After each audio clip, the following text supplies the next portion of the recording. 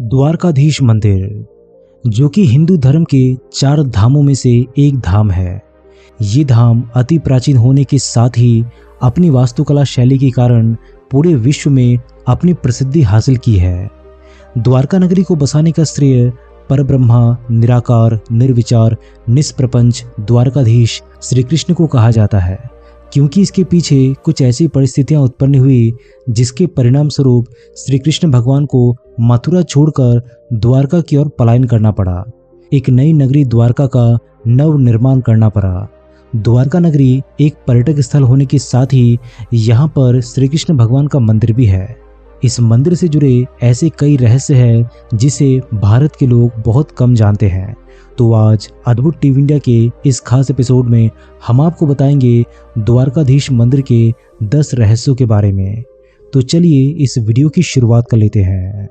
कबीर दास जी कहते हैं कि मन मथुरा की तरह है, अर्थात जहां भगवान श्री कृष्ण का जन्म हुआ था, जहां पर भगवान कृष्ण ने राज करते हुए नए धर्म की स्थापना की थी। साथ ही साथ ये नश्वर शरीर काशी है।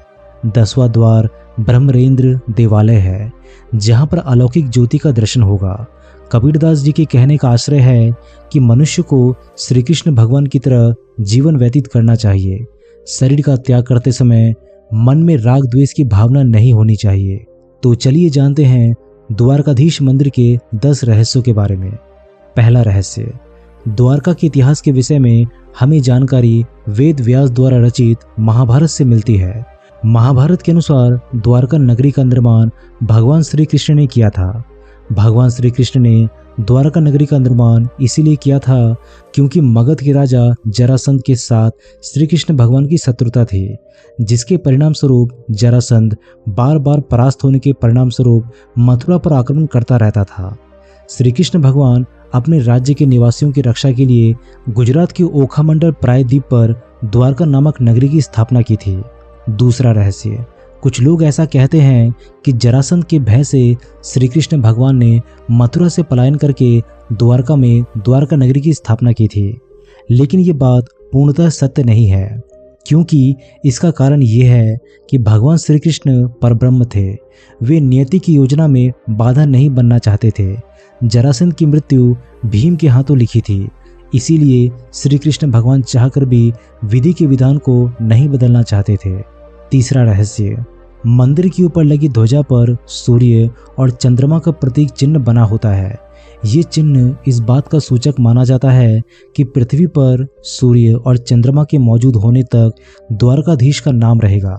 सूर्य चंद्र श्री कृष्ण के भी प्रतीक माने जाते हैं, इसीलिए उनके मंदिर के शिखर पर सूर्य चंद्र के चिन्ह वाले ध्वज लहराते हैं। चौथा रहस्य, महाभारत काव्य में बताया गया है कि द्वारका भगवान श्री कृष्ण की राजधानी थी।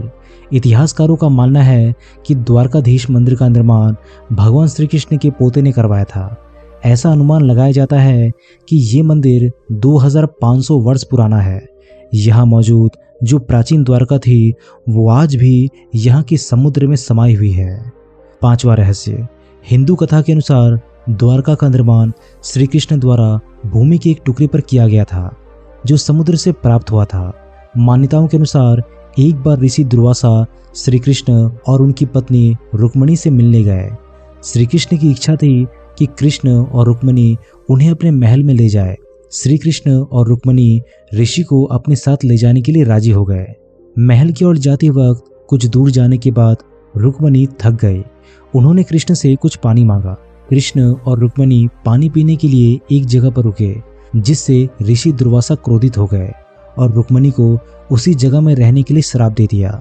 कहते हैं कि आज का द्वारकाधीश मंदिर वही स्थापित की गई है जिस स्थान पर रुक्मणी खड़ी थी।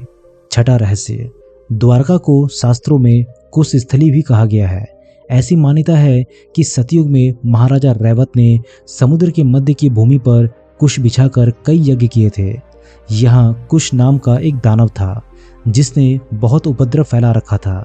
ब्रह्मा जी के अनेक प्रयासों के बाद भी जब वो दानव नहीं मरा तो त्रिविक्रम भगवान ने उसे भूमि में गाड़कर उसके ऊपर उसी के आराध्य देव कुशेश्वर की लिंग मूर्ति स्थापित कर दी। दैत्य द्वारा प्रार्थना करने पर भगवान ने उसे वरदान दिया कि द्वारका आने वाला जो भी व्यक्ति कुशेश्वर के दर्शन नहीं करेगा उसका आधा पुण्य उस दैत्य को मिल जाएगा। 7वां रहस्य, धार्मिक महत्वता के साथ इस नगर के साथ कई रहस्य जुड़े हुए हैं।